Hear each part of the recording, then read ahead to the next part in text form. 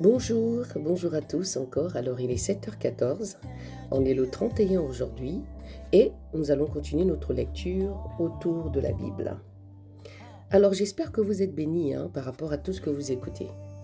J'espère que vous êtes bénis. Lundi, on a lu le chapitre 19 par rapport à la jeune vache rousse, l'eau de purification. Bon, je ne sais pas pour vous si vous avez compris quelque chose, mais bon, je vais revenir sur cette lecture sûrement demain qui est jeudi, autour de la Bible.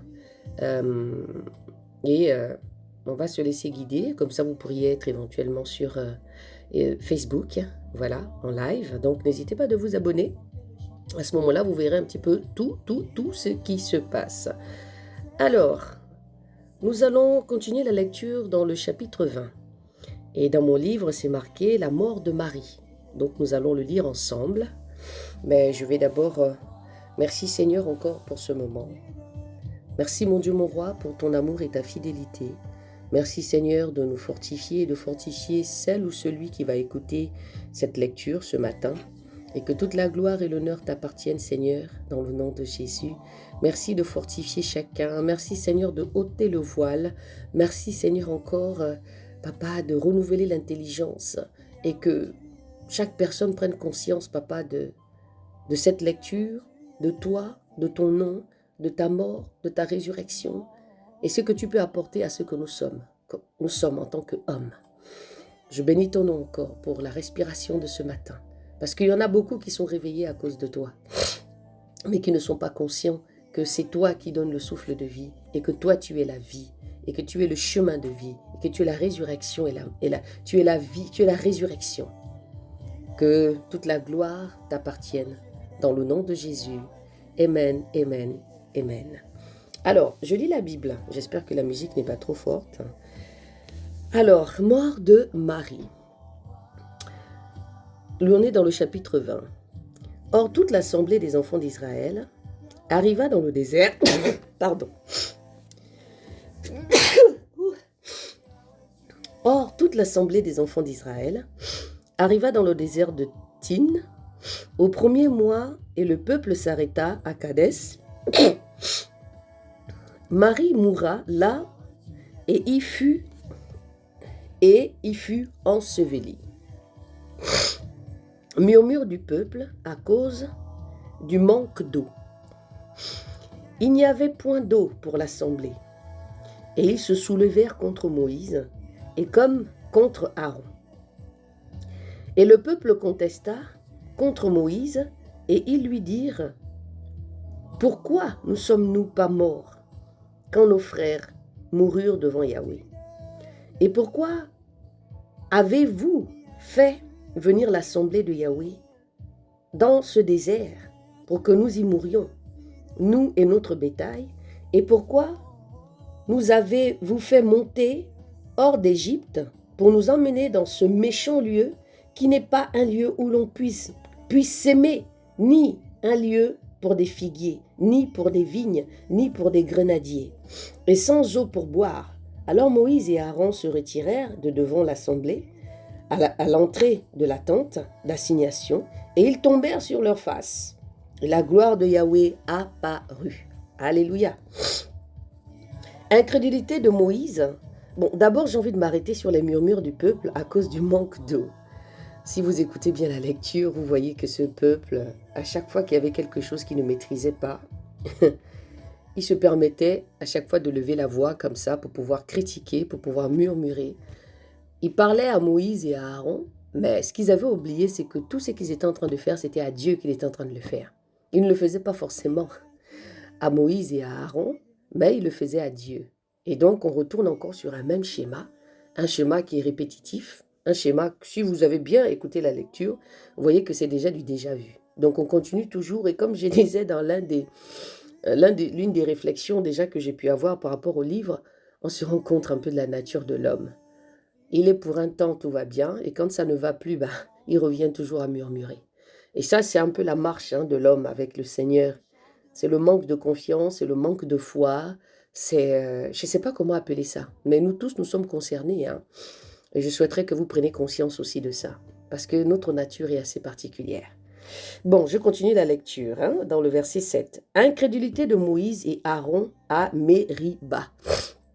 On parle même de l'incrédulité de Moïse et de Aaron, alors que ces deux-là sont censés être des personnes qui croient au Seigneur et ont la foi.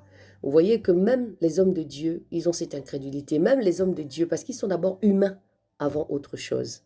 Voilà, donc on continue la lecture. Yahweh parla à Moïse en disant, « Prends la verge et convoque l'assemblée, toi et Aaron, ton frère. Vous parlerez en leur présence au rocher. Et il donnera son eau. Ainsi tu leur feras sortir de l'eau du rocher, et tu donneras à boire à l'assemblée et à leur bétail. » Moïse prit la verge qui était devant Yahweh, comme il le lui avait ordonné. Moïse et Aaron convoquèrent l'assemblée devant le rocher, et il leur dit, « Écoutez donc, rebelles, est-ce de ce rocher que nous vous ferons sortir de l'eau ?» Puis Moïse leva sa main et frappa 2 fois le rocher avec sa verge, et il sortit des eaux en abondance. L'assemblée but, et leur bétail aussi. Alors Yahweh dit à Moïse et à Aaron, « Parce que vous n'avez pas cru en moi, pour me sanctifier aux yeux des enfants d'Israël, ainsi vous ne ferez point entrer cette assemblée dans le pays que je lui donne. » Ce sont là les eaux de Mériba, où les enfants d'Israël contestèrent avec Yahweh, qui fut sanctifié en eux. Est-ce que vous vous rendez compte? Moïse n'a pas cru quand le Seigneur Yahweh lui a demandé de frapper sur le rocher. Il n'était pas sûr que de l'eau allait sortir. Donc je vais reprendre le verset 9. Moïse prit la verge qui était devant Yahweh, comme il lui avait ordonné. Ici on dit que devant Yahweh. Yahweh était à côté. Moïse et Aaron convoquèrent l'assemblée devant le rocher, et il leur dit, « Écoutez donc, rebelles, est-ce de ce rocher que nous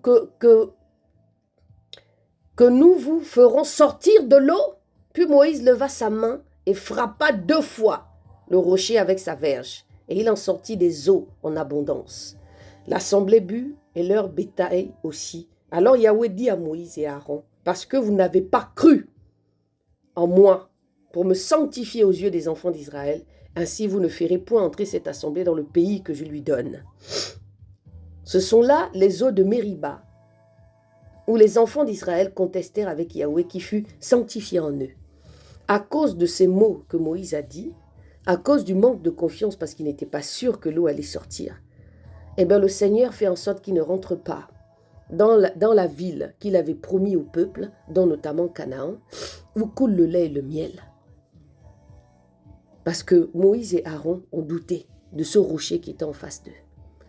Parce que pour eux, ils ne voyaient pas d'issue. Donc à ce moment-là, on a Moïse et Aaron qui doutent et qui perdent confiance à ce que Dieu nous dit. Et des fois, c'est le comportement que nous avons, nous les hommes. On est malade, le Seigneur te dit, c'est pas grave, patiente, tu vas guérir. Tu es blessé, le Seigneur te demande de pardonner. Toi, tu dis non, je ne veux pas, je ne crois pas que c'est pas toi, tu n'es pas sûr. On est dans les murmures. On veut discuter avec Dieu. On veut murmurer, on veut se battre, on veut dire non, tu n'as pas raison, parce qu'on veut avoir, nous, le dernier mot. Mais finalement, on ne gagne jamais devant le Seigneur. Jamais. On ne gagne jamais, jamais devant le Seigneur. On continue la lecture au verset 14. La méchanceté d'Édom. Puis Moïse envoya des messagers de Kadès au roi d'Édom, pour le lui dire, « Ainsi parle ton frère, Israël, tu sais toutes les souffrances que nous avons eues, comment nos pères descendirent en Égypte, où nous avons demeuré longtemps, et comment les Égyptiens nous ont maltraités, nous et nos pères, et nous avons crié à Yahweh, et il a entendu nos cris, il a envoyé l'ange, et nous a retirés d'Égypte. Et voici nous sommes à Kadès, ville qui est à l'extrémité de ton territoire.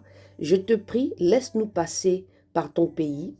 Nous ne traverserons ni les champs, ni les vignes, et nous ne boirons l'eau d'aucun puits. Nous marcherons par le chemin royal, nous ne nous détournerons ni à droite ni à gauche, jusqu'à ce que nous ayons passé ton territoire. Et Édom lui dit, tu ne passeras point par mon pays, de peur que je ne sorte en armes à ta rencontre. Les enfants d'Israël lui répondirent, « Nous monterons par le grand chemin, et si nous buvons de tes eaux, moi et mes bêtes, je t'en payerai le prix, je veux seulement passer à pied. » D'accord? Mais il lui répondit, « Tu ne passeras pas. » Et sur cela, Édom sortit à sa rencontre avec une grande multitude et à main armée. Ainsi, Édom ne voulut point permettre à Israël de passer par ses frontières. C'est pourquoi Israël se détourna de lui, et toute l'assemblée des enfants d'Israël partit de Kadès et arriva à la montagne de Hor. Mort d'Aaron. Waouh, il perd son acolyte. Et Yahweh parla à Moïse et à Aaron à la montagne de Hor, près des frontières du pays d'Édom, en disant, Aaron sera accueilli auprès de son peuple, car il n'entrera pas dans le pays que je donne aux enfants d'Israël, parce que vous avez été rebelles, et mon commandement aux eaux de la dispute. Prends donc Aaron et Éléazar, son fils, et fais-le monter sur la montagne de Hor, puis fais dépouiller Aaron de ses vêtements, et fais-les revêtir à Éléazar, son fils. C'est là qu'Aaron sera recueilli et qu'il mourra. Moïse fit ce que Yahweh avait ordonné, et ils montèrent sur la montagne de Hor aux yeux de toute l'assemblée. Et Moïse dépouilla Aaron et ses vêtements, et en fit revêtir Éléazar, son fils. Aaron mourut là, au sommet de la montagne. Moïse et Éléazar descendirent de la montagne. Toute l'assemblée, toute la maison d'Israël, voyant qu'Aaron était mort, le pleurèrent 30 jours. Waouh! C'est pas facile la marche qu'on fait avec le Seigneur, hein? Ce n'est pas facile. Ça me touche personnellement parce que je me dis, personne n'est à l'abri de ne pas comprendre ce que Dieu peut lui dire dans la marche que nous faisons. Le Seigneur, la manière dont Aaron meurt, ça paraît tellement comme ça dans la paix. C'est-à-dire, tu montes, Aaron l'accompagne, il lui enlève les vêtements. Donc, c'est comme si, en fait, il reprenait le manteau. Parce qu'ici, il lui enlevait les vêtements qu'il avait. C'est enlever le manteau qu'il portait pour cette œuvre-là. Et donner ce manteau-là, en fait, à son fils, Éléazar. Et lui, au même moment, le Seigneur a pris son esprit. Et vous voyez aussi ici que Aaron ne meurt pas n'importe comment. Hein. C'est Dieu qui a décidé que, comme il n'a pas obéi, il le prend, tout simplement. Et je crois que je vais revenir sur cette lecture demain. Voilà, je reviendrai sur cette lecture demain. On échangera là-dessus, sur le chapitre 20, la mort de Marie, sauf qu'ils n'ont pas dit aussi, voilà, et la mort de Aaron. Et nous allons continuer à comprendre ce que le Seigneur veut nous dire, encore une fois. Ici, ça concerne vraiment les hommes de Dieu, les servantes, les serviteurs de Dieu. De comment, des fois, nous ne comprenons pas les messages du Seigneur. Et ça nous amène, des fois, à faire des choses qui ne sont pas bien, à douter. Et le Seigneur nous prend. Parce que la parole de Dieu dit que le Seigneur ne change pas. Il est le même hier, aujourd'hui et éternellement. Et je crois qu'encore aujourd'hui, le Seigneur fait la même chose, mais de différentes manières. Ou, voilà. Le Seigneur refait la même chose. Hein. Mais aujourd'hui, il ne nous amène plus dans les montagnes quand je parle de différentes manières. Donc, nous devons vraiment avoir peur. Et c'est comme je disais, qu'on ne peut pas se lever un matin et puis dire, ça y est, moi, je suis serviteur de Dieu. On ne peut pas dire un matin que, voilà, je suis serviteur, que je vais prendre le manteau du Christ. Non. Il faudrait être mandaté par Dieu. Il faudrait que c'est Dieu qui t'envoie. Il faudrait que c'est Dieu qui te dise exactement que c'est moi qui viens te prendre. Là, quand on voit Éléazar, c'est le manteau qu'on lui donne. Dieu prend le manteau et puis le lui donne. C'est Moïse qui réceptionne tout ça. Parce que Moïse représente Yahweh à ce moment-là. Et il prend ce manteau, il enlève ce vêtement et le donne à Éléazar. Éléazar c'est Dieu qui l'avait choisi. C'est Yahweh qui avait choisi, encore une fois, le prochain pour pouvoir continuer à servir le Seigneur. Voilà. Que le Seigneur vous bénisse. N'hésitez pas de vous abonner massivement sur les réseaux, donc notamment Facebook, Eau de Vie Édifie, YouTube, Eau de Vie Édifie. Comme ça, vous n'allez rien manquer. et sur TikTok, Eau de vie édifiée, EVE. C'est le ministère que Dieu a mis dans mes mains, c'est la restauration, c'est la guérison, la restauration des couples, la restauration des femmes. Et c'est un ministère où je bâtis des femmes dans la marche avec le Seigneur. Voilà. Je bâtis des disciples, je bâtis des femmes avec Jésus. Donc je vous dis à demain, que Dieu vous bénisse.